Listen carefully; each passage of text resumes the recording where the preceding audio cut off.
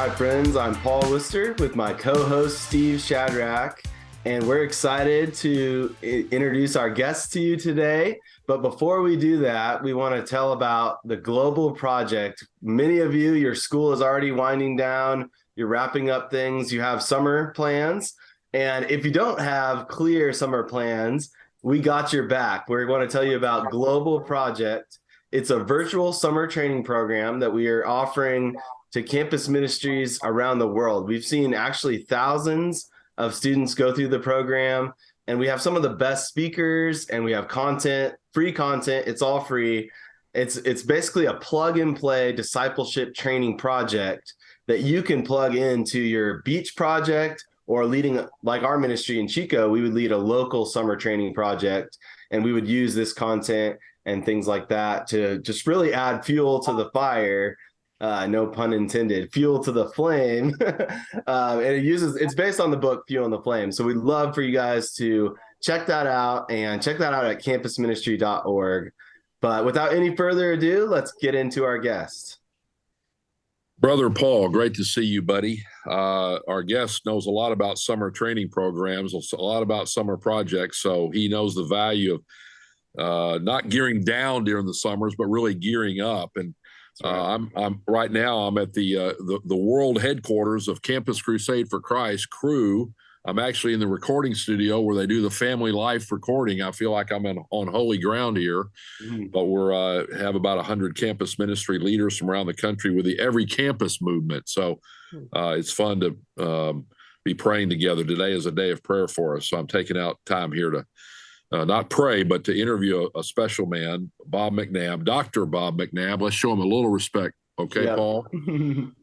But he was involved with campus outreach at Samford University when he was a student. After he graduated, went on staff. I think that's when I met him, maybe in 1984 or something. I think we met at a Crew Worldwide Student Network gathering, Bob, if you remember that, with Dr. Bright. But later, he and his wife, Susan, he married well, Paul, married very well. But he recruited a team of staff to go with him to Thailand in 1990. I want to ask him about this, and spent 10 years planting churches and campus ministries there.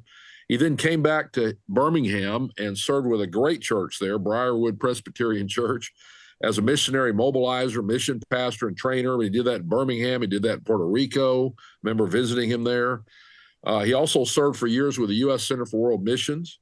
We did that together. He holds a master's degree and a doctoral degree in leadership and missions, and he's written a very important book that we want to touch on as well, Spiritual Multiplication in the Real World. I know you've been impacted by that book, Paul. Yep. But he and Susan have 3 daughters. I've stayed in their home, beautiful daughters, and 2 grandchildren. One of them is on the way, but we're counting that grandchild, Bob. And he does live in Birmingham, where he's helping lead Launch Global, a missions mobilization ministry that we want to ask you about. So, Bob, welcome, and we want to get started. We normally like to ask our guests, fill us in a little bit about, when and how you came to Christ, brother. Yeah, thanks so much, Chad. And let me just say thank you, Paul. I've been able to watch a few of these episodes and have really appreciated what you're doing with the podcast. And then Chad, I got to tell you, wherever I go in the world, I bump into people who have been blessed by you directly or by one of the ministries that you've started, whether that's Support Raising Solutions or STUMO or VIA or all the things, the ways it's just not hard to bump into somebody. That's right. Not hard to bump into somebody that's been impacted by you, Shad. So it's a great honor just to be here with you. I appreciate the invite. So, of course, buddy. Came to Christ as a senior in high school. I was taken to church every week growing up, but in my mind, that's where the nerds went. And typical immature high school guy view of Christianity. And but God began to just really woo me toward Him, kind of middle of my 11th grade year and into the senior year. And I had my mom prayed for me. And my sister was at Samford University, and she was a part of a discipleship group, and she started saying to bringing up prayer requests in her group. Hey, would you pray for my brother? And got her discipleship group on the campus praying for my salvation. Oh boy. So that'll preach, won't it?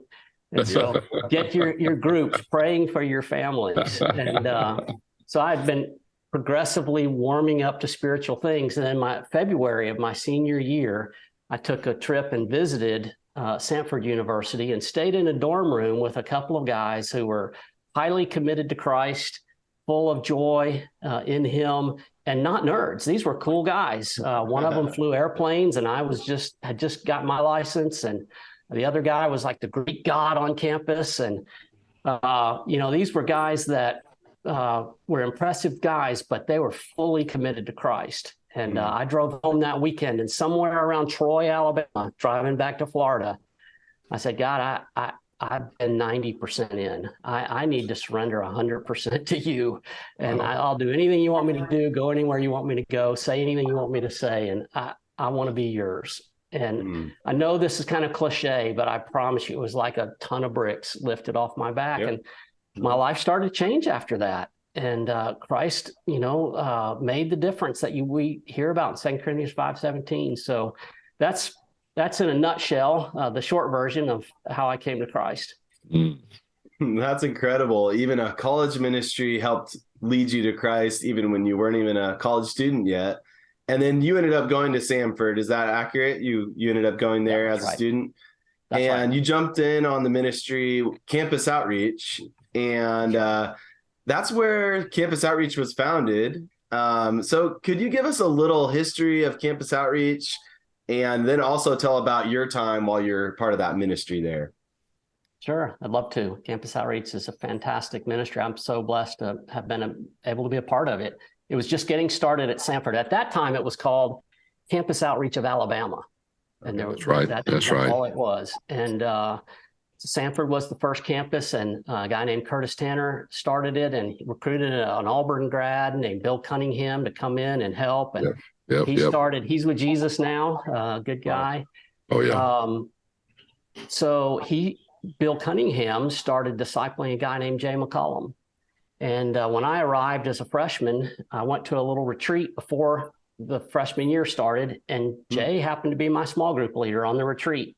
Wow. Then I started classes, and Jay invited me to go to the cafeteria. He said he wanted to talk with me about something. And he got out a napkin and he started drawing circles. And he said, Jesus made disciples, and Paul, 2 Timothy 2:2, and explained that to me, and explained how, a sophomore could disciple freshmen, and it could, multiply through the campus as you go through. And I said, that's great. I'd like to lead one of those groups.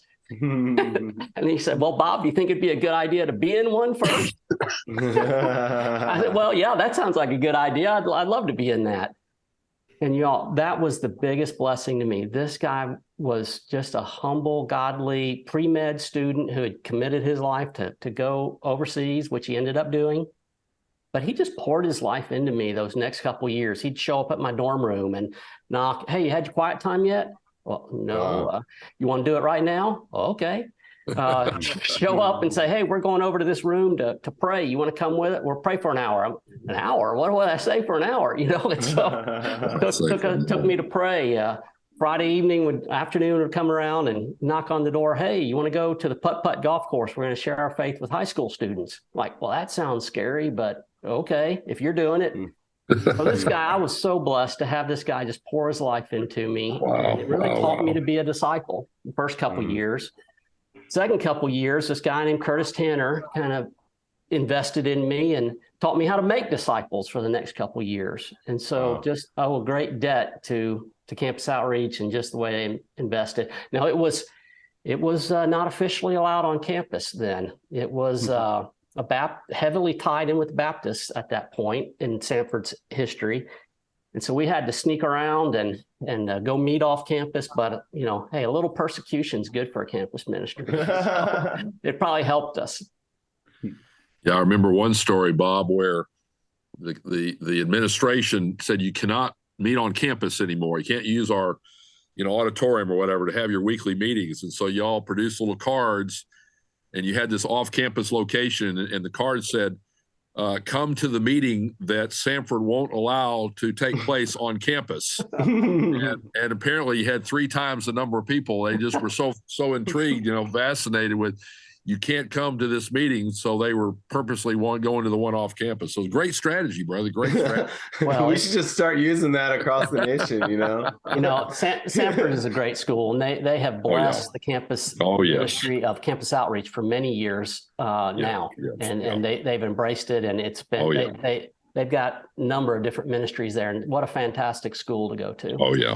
And I know you've sent your daughters there, and your wife has worked there. So y'all have been tied into Samford for a lot of years. People come from all over the country really to attend Samford. I love that campus. Well, when you graduated, though, Bob, obviously you'd had some great training. You'd had men really pour into you. You chose to go on staff with CO. I got to know a lot of those early staff guys, just quality men. I could name so many of the early CO staff guys that Curtis and Bill and Mike Herron and others that were, and you were part of that group. And you were one of the very first ones to say, okay, I'll take a team, not just to the local campus here across the state here, but I want to take a team overseas to Thailand. And that was kind of a new concept for CO. Y'all were instilling some of your early years, but what caused you to say, gosh, I don't want to just work with students here in the States. I want to raise up a team and I want to go to Thailand. Tell me your thought processes in all that. Yeah, absolutely. That really goes back to my sophomore year on campus. And so I've got this godly young man who has a heart for the nations, pouring his life into me.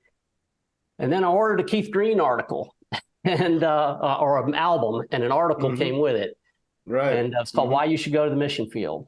And in there were, I thought there was just one Great Commission verse, Matthew 28, 19-20. But he said, no, there's like 1,400 verses, Genesis to Revelation, or presented to maps, all through the Bible. And so one of the things that really stuck out to me from reading that little article was the gross imbalance of laborers in the world. And he said that, in the United States, we have one Christian worker for every 230 people. The rest of the world, it's one for every 450,000 people. Some places 1 in a million. And I thought, wow, this is unbelievable. It's blowing my mind here. And I knew one missionary. And so I went to him and asked, can I ask you questions? And so we went out to lunch, and he said, well, Bob, let me tell you an old missionary illustration that'll illustrate these statistics. He said, imagine you're going out to a lumber yard to work, and there's this big log that needs to be moved.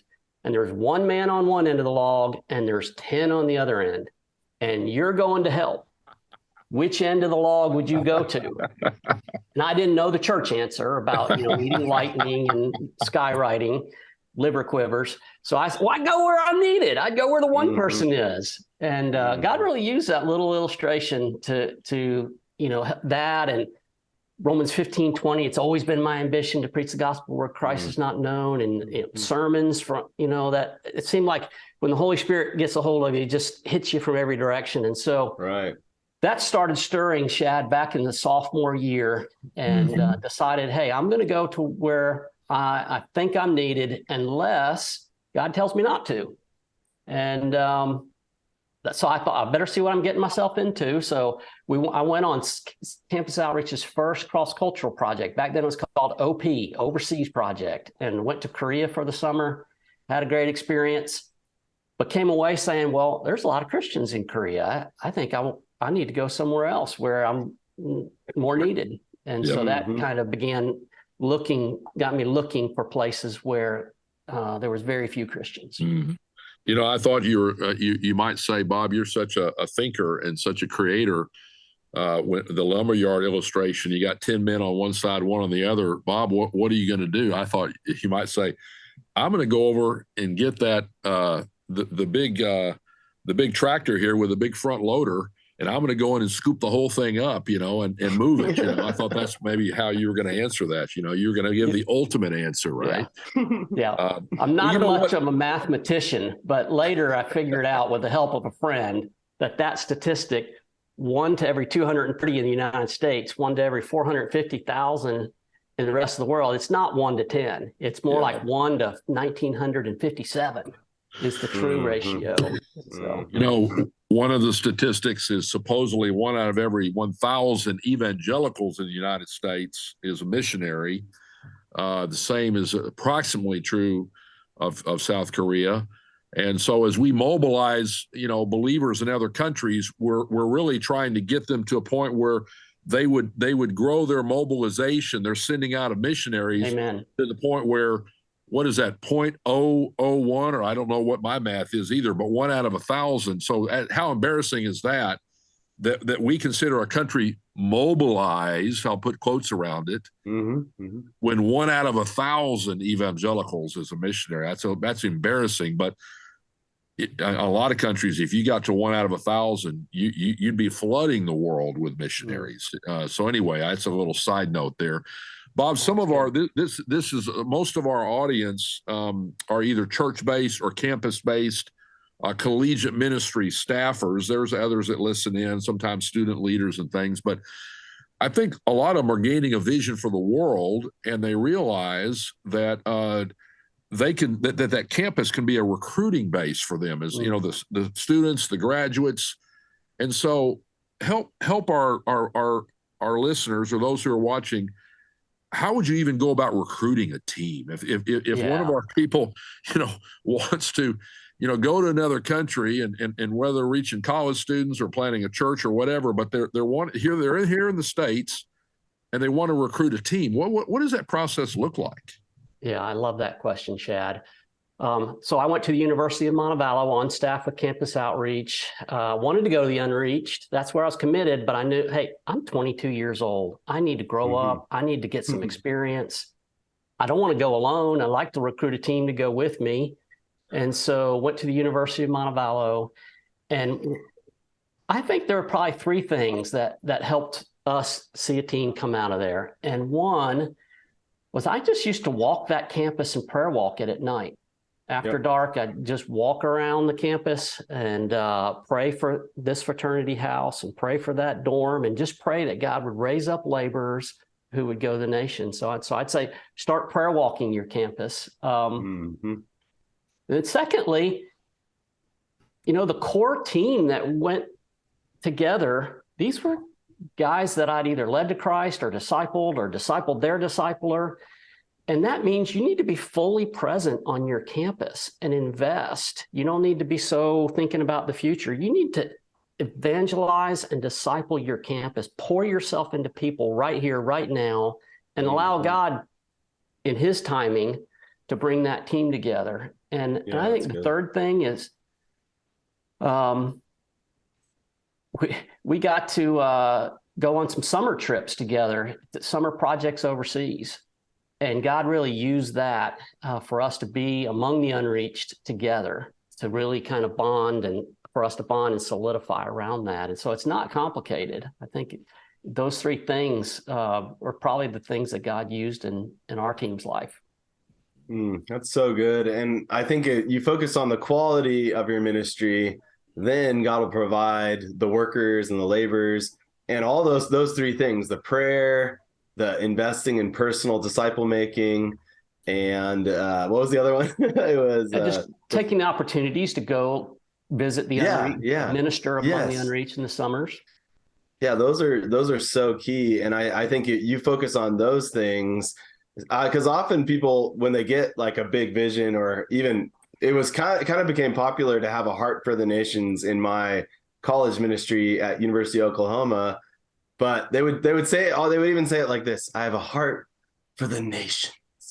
And you're like, oh, wow. They like to say it kind of looking at a world, pointing at a world map too. Yeah, just kind of gazing, looking real visionary,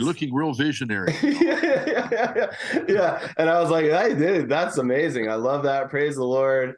Like, tell me about who you shared the gospel with this week. And they're oops. like, oh, well, I prayed for the that's nations, but I don't even know my next door neighbor. Oops. Yeah. So I think it's a complete package deal. So yeah, that's kind of one of my soapboxes.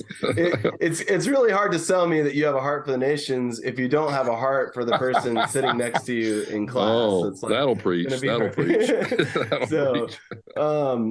so let's talk about your time in Thailand, Bob. Kind of give us a rundown of what you saw God do and that kind of thing there. Yeah. Well, we went as campus outreach, and so our focus was on the campus, and we had staff on some different campuses, and by God's grace, saw some people come to Christ, and that was a big team effort. We had summer teams also come and help with that, and so a lot of people invested in that, but saw some people come to Christ, learned to disciple Thai people, and by God's grace, some of those ended up coming on our staff.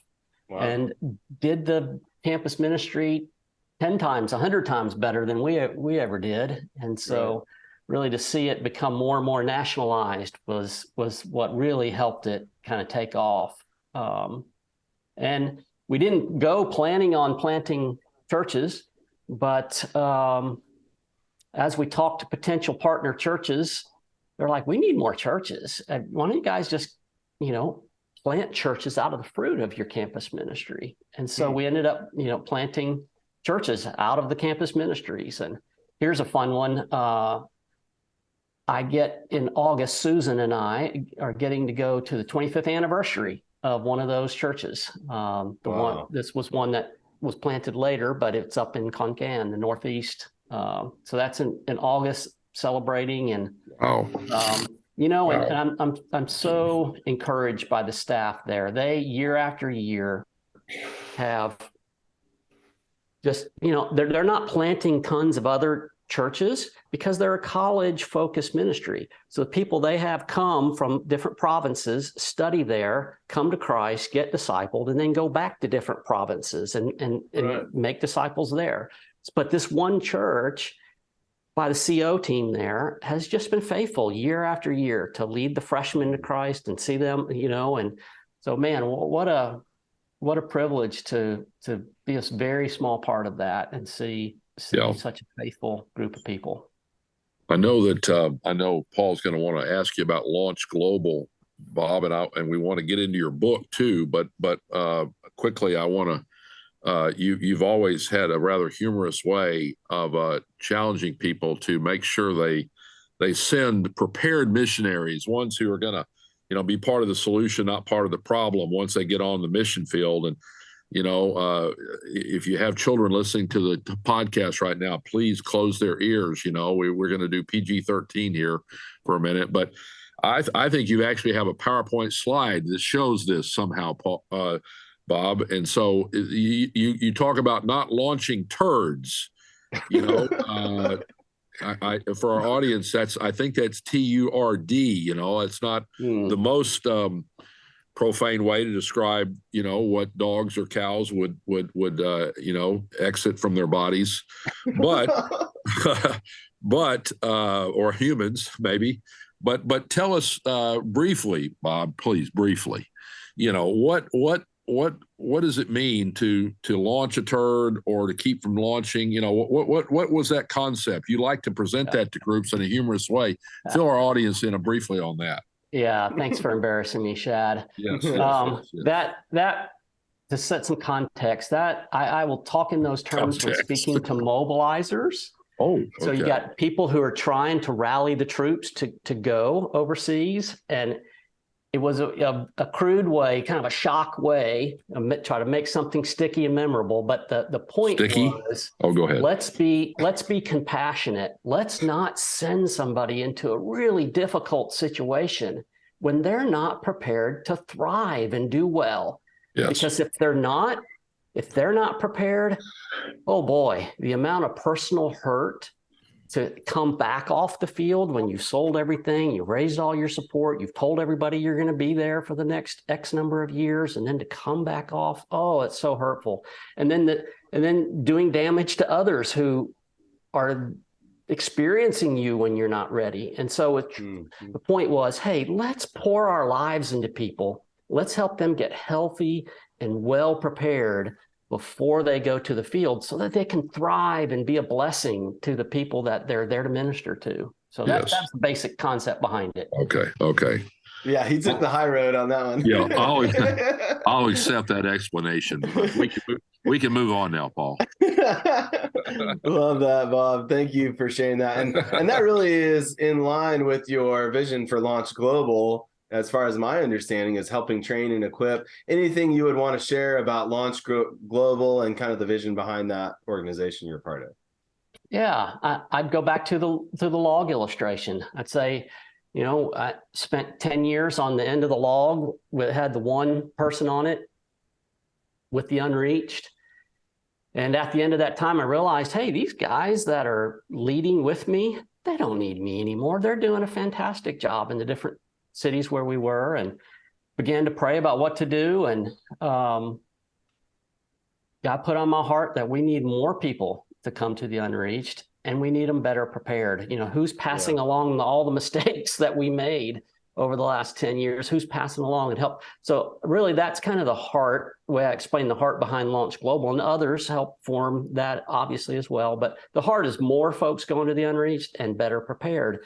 And we do that we've been doing it with building laborers, helping local churches do that over the last however many years, And so one of the things that's new, I'll say this, and not a whole lot more, but one of the things that's new is we've realized, hey, it's great to send some well-prepared laborers to join teams with other agencies, but not every team is really healthy. Not every team leader is really well prepared.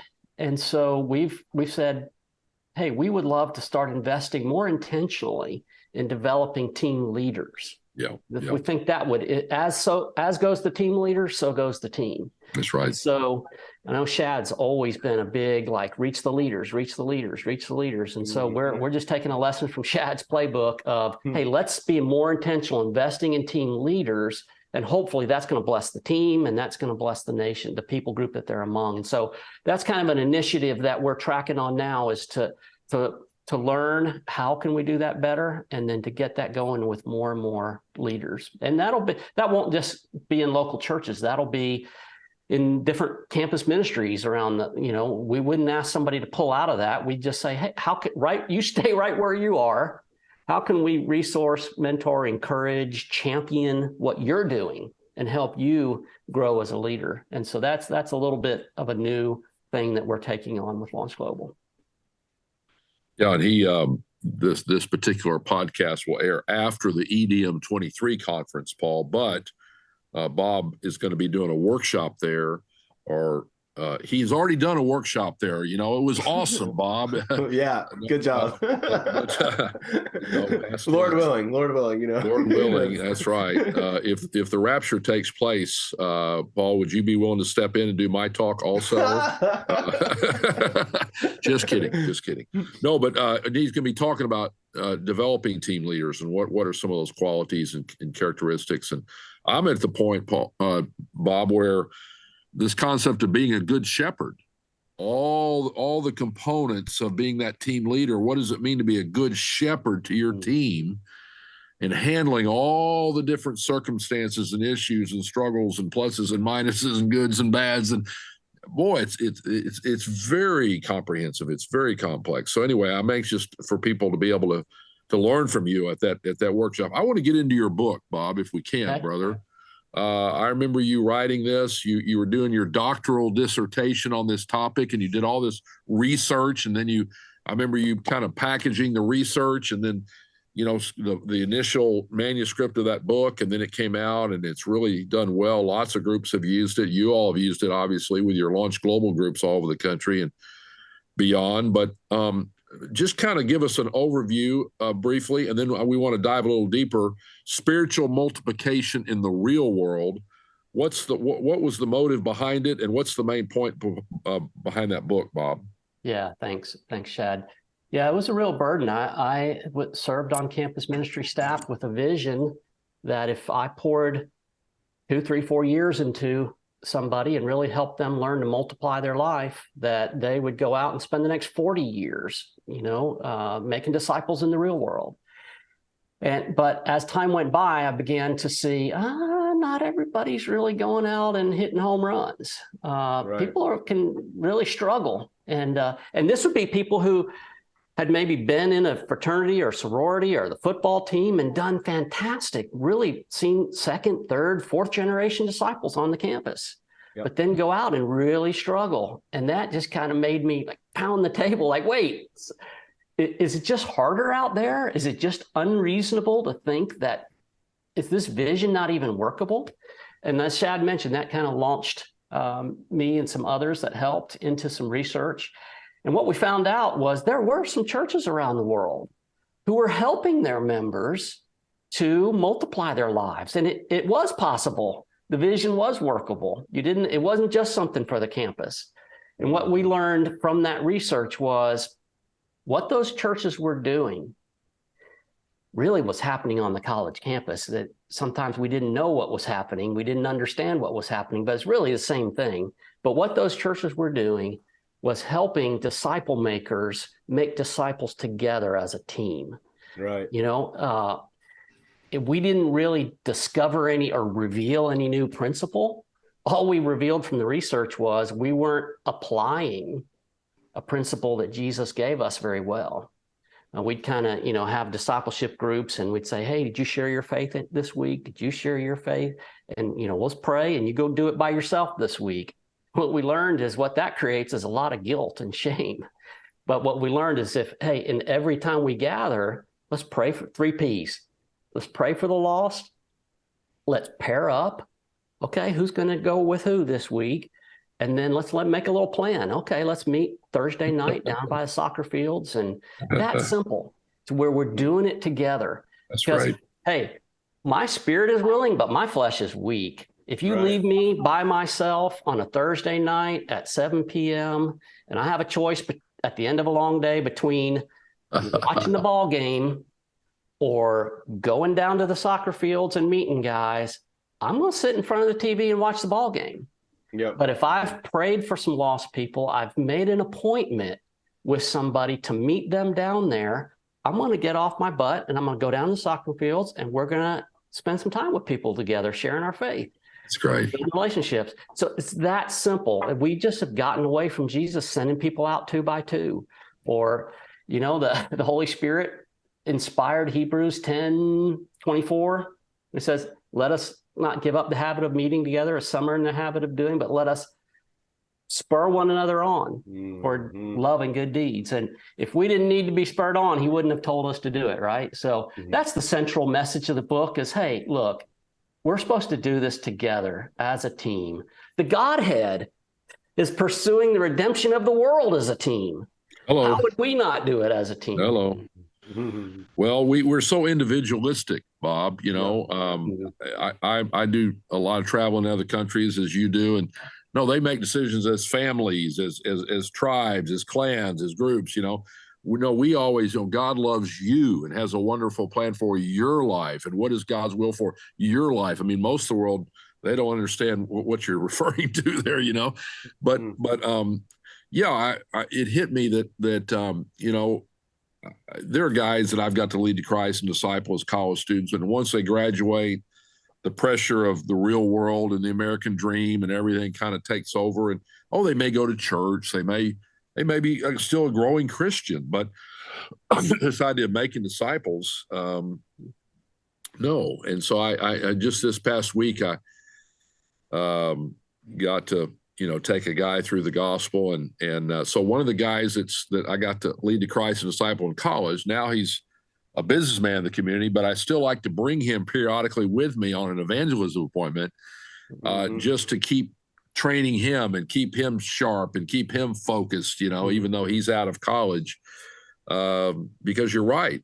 A high percentage, maybe majority of those who have maybe made a disciple as a college student, which that alone is rare, majority of them, once they get out, no, they're really not going to keep leading people to Christ and making disciples. So what can we do, Bob? Most of these are college workers Yes. watching, listening today, maybe you could help them know how to use your book, but also, is there a way to kind of increase the odds to ensure that this young man, this young woman that I'm pouring into as a college student, once they graduate, they're not going to be one of these statistics you're talking about that kind of forsakes the whole disciple making thing the rest of their life? Yeah. That's the crux of the issue, isn't it? And so, absolutely, I think that these churches that were helping their members and being successful, I said that what really happens on the college campus, it's not explicit, but it's happening. Sometimes we don't help people see what they're doing, recognize what they're doing. But you get the football players together praying for the football team. They end up doing evangelistic stuff together. You get the fraternity guys or the sorority girls praying for that, and they end up doing it together. So they end up doing it as a team. They just don't realize that's what they're doing. And so I'm thrilled. I guess the name of the book kind of makes people think something you should do with seniors before they get out in the real world. But I'd say if you really want to help people, don't do it with seniors. Try to push that back to freshman or sophomore and let them get some reps in of putting together disciple-making teams and functioning that way, knowing what they're doing. So when they get out into the real world, it's just second nature. Oh yeah, I started a couple of disciple-making teams on campus, and then they multiplied other disciple-making teams, and that's how we do it. And so that's one of the things I would say that would help, helps push the odds in that favor, is when you've got some reps in of doing it as a team. And I think one of the things that the study revealed is evangelism training is a little bit helpful, but not very much. And I'm a training guy. Right. Abraham Maslow said, if you're holding a hammer, everything looks like a nail. Well, I'm a training guy, so I think we can fix everything with training. You know what? Bob is wrong. You can't fix everything with training. And so what's more important, because you will train people how to share their faith and then come back 6 months later and ask them how frequently they're sharing your faith, and you find out, no, they're not really doing it anymore if they're trying to do it by themselves. And my daughter was serving down in Auburn, and they were training people to make disciples and disciple-making teams, share their faith that way. And she said, Dad, I talked to somebody this week from out of town, and they were telling me about their ministry, and they were really excited about, taking people out sharing their faith. She said they've found that if they got out of the classroom and took people out actually sharing and letting them see it, that a percentage of 6% of people continuing on sharing their faith would go up to maybe 8, 10, 12% of people that would continue sharing. And she said, Dad, I don't get it, though. I think we probably have 40% of the people that keep sharing their faith. And I said, well, do you have statistics? Like, do you have names and that where's that 40% coming from? And she said, well, no, that's just my guess. And I said, okay. Got a hold of some folks down at Auburn. I said, hey, could we go back and let's start a spreadsheet, write down the names of people we've trained, and let's see what this really is. Because I don't want to go around telling people it's 40% if it's 15. Right. And so we went back, we had over 100 names of people that were trained and whether they were continuing to make disciples and share their faith. And it wasn't 40%, it was 94% of the people who had not just been trained, but had been teamed, continued to share their faith. And I told that to a couple of movement practitioners, and kind of got this, I don't get it kind of look on their face. I don't believe it is really probably what they were thinking. And so I thought, I need a good illustration, a good metaphor for this. And it was real quick, but I said, I finally came up with one I think makes sense. Imagine that I told you that people on a high school cross-country team run, 94% of them run every week. People who are on the high school, why do they run? 94% of them every week, because they meet after school and they go run together. That's what they do. That's what they're about. It's not shocking that 94, the question would be, why don't 100%? If you're getting together and you're on the team, So that just getting people, not just training, but teaming. So I tell people, I don't care how many people you trained, how many people have you teamed? Interesting. That's what we really need to know is how many people have you teamed? Because someone could not be the greatest evangelist, but if they're on a team of other people, they'll learn it. They'll figure it out. They'll learn from each other. They'll sharpen iron will sharpen iron. I know Paul wants to talk to you about some of the principles and things you've learned over the years, Bob, but it seems like to tie that discussion up, during college, let's make sure that we're at least pairing people up. Jesus sent them out in twos, to these different cities. The pairing concept, the teaming concept in college, if they can get that into their minds, that it's not just a solo act, but we're going to do this together for the encouragement, the accountability, the modeling.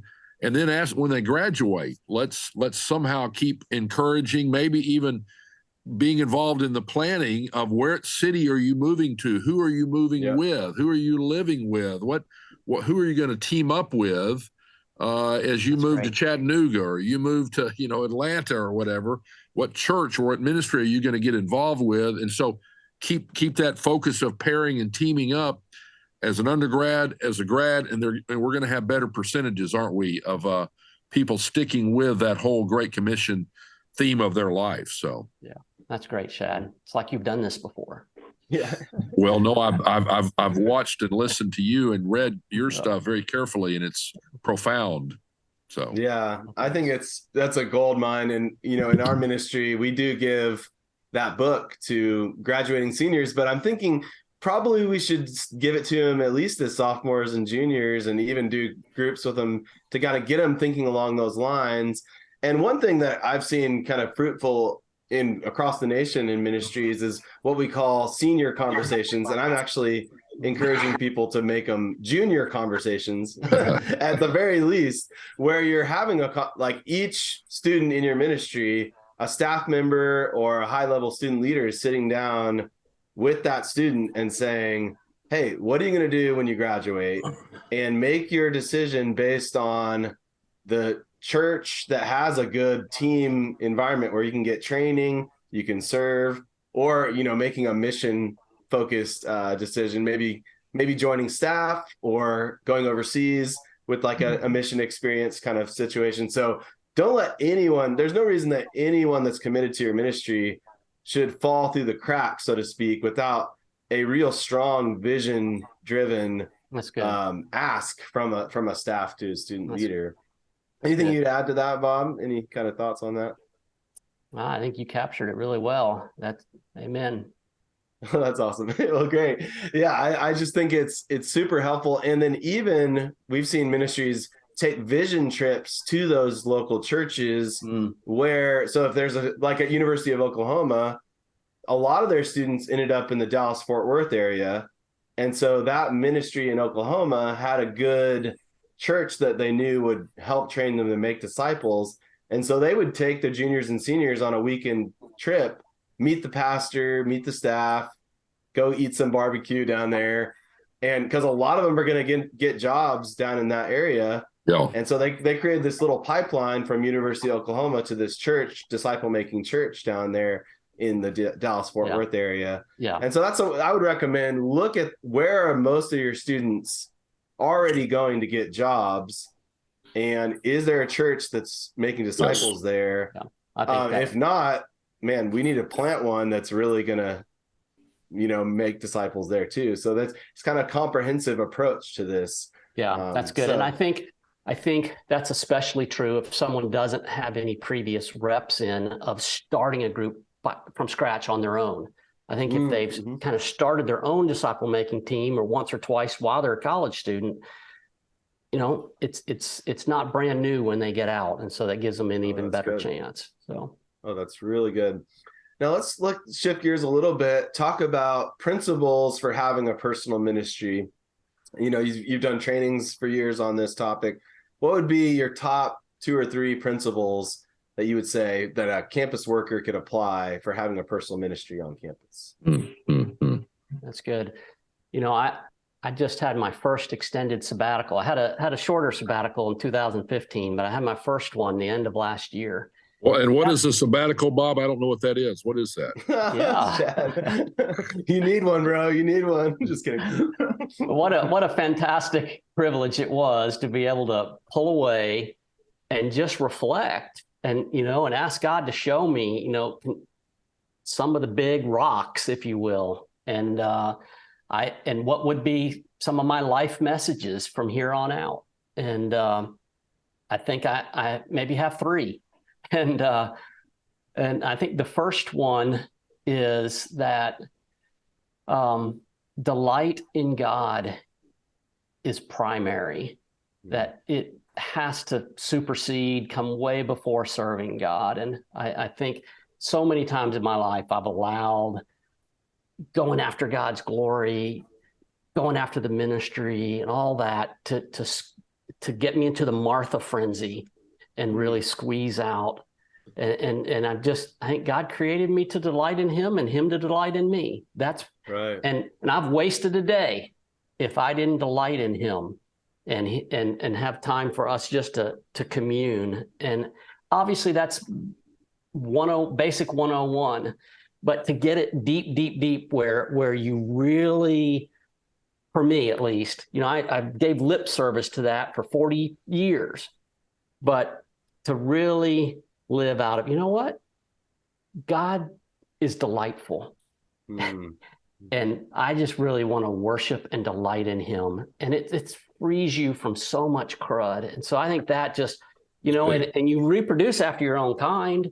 So if you're not delighted in God, think about the disciples you're going to make. They're not going to be delighting in God. And so that would be one that the Lord really impressed on me over sabbatical. I think the second one is what we've been talking about with teaching people, doing ministry ourselves as a team and teaching other people to multiply as a team.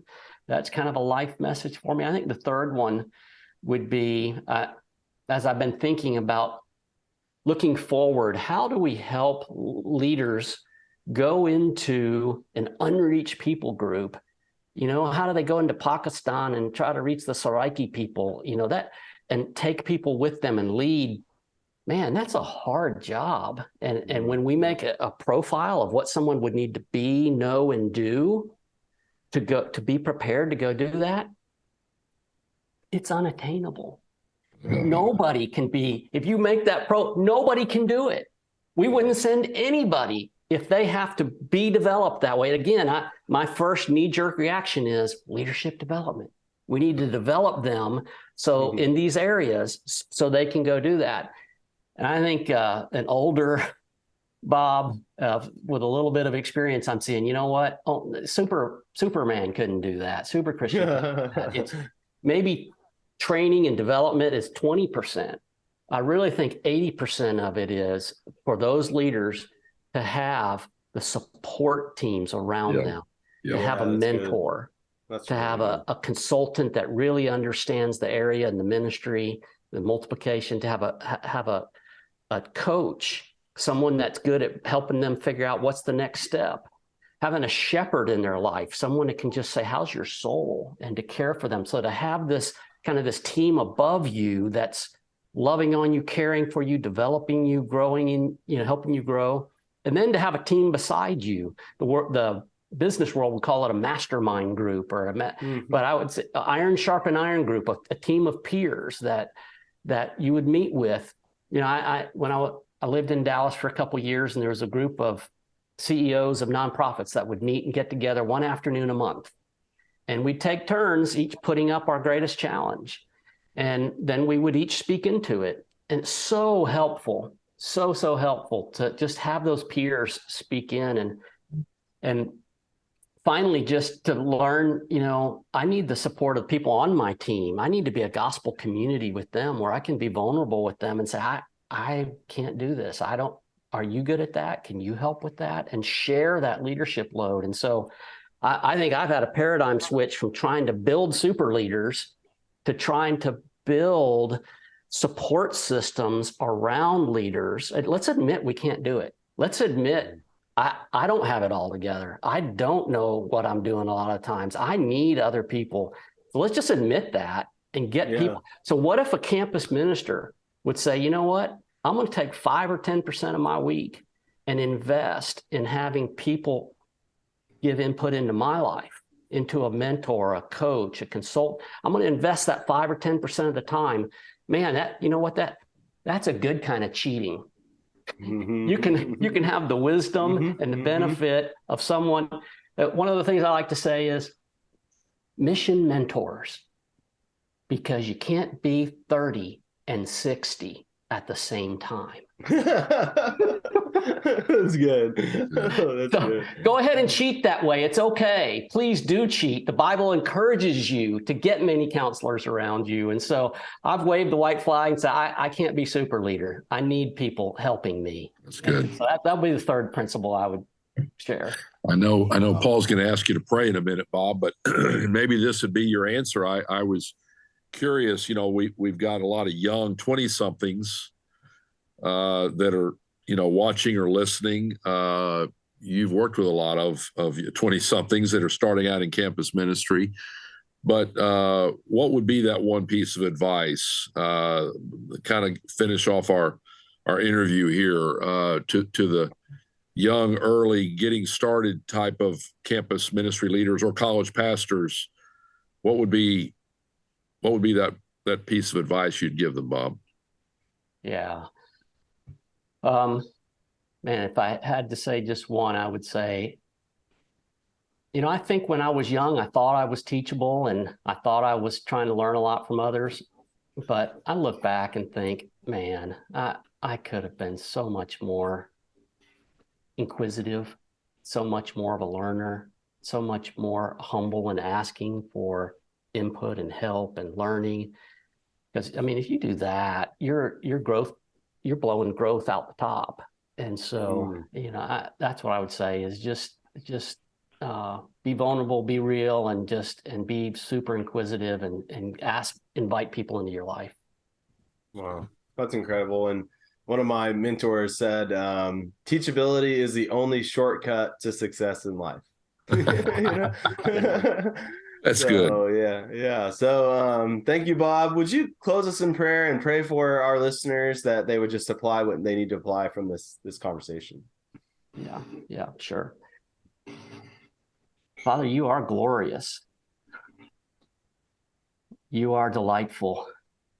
You have created universes to show us your glory, and you are still willing to dwell with us even when we're messed up in our brokenness. Thank you, Lord Jesus. Thank you for Shad and Paul and this ministry and just the way that you're using them. I pray that you would multiply their lives even more. But I pray for our young campus staff friends. I just pray that you would bring mentors, coaches, consultants into their lives, teammates, peers, to strengthen them and encourage them. I pray that you would raise up a great army from the campuses in the States to go and minister among the unreached. But Father, I pray, as Steve is always passionate about, Shad, I just pray his vision of seeing other countries mobilize, where there's even more believers. I pray you would mobilize countries like Korea and Kenya and other South Africa and Brazil, Lord. I pray that you would raise up campus ministries there that would bless the nations. And so, Father, just pray your blessing upon campus ministry and campus ministry toolbox and VIA. And Lord, just pray that you would multiply the impact. And pray in Christ's name. Amen. Amen. Thank you so much, Bob. And I encourage all of our listeners to check out Bob and the book, The Spiritual Multiplication in the Real World, and follow their ministry, Launch Global. And so that's all we have for today, friends. And let us know how we can serve y'all and connect with you guys. Send us an email or a direct message to Shad and I on social media. We love to help and connect with you guys. So until next time, God bless.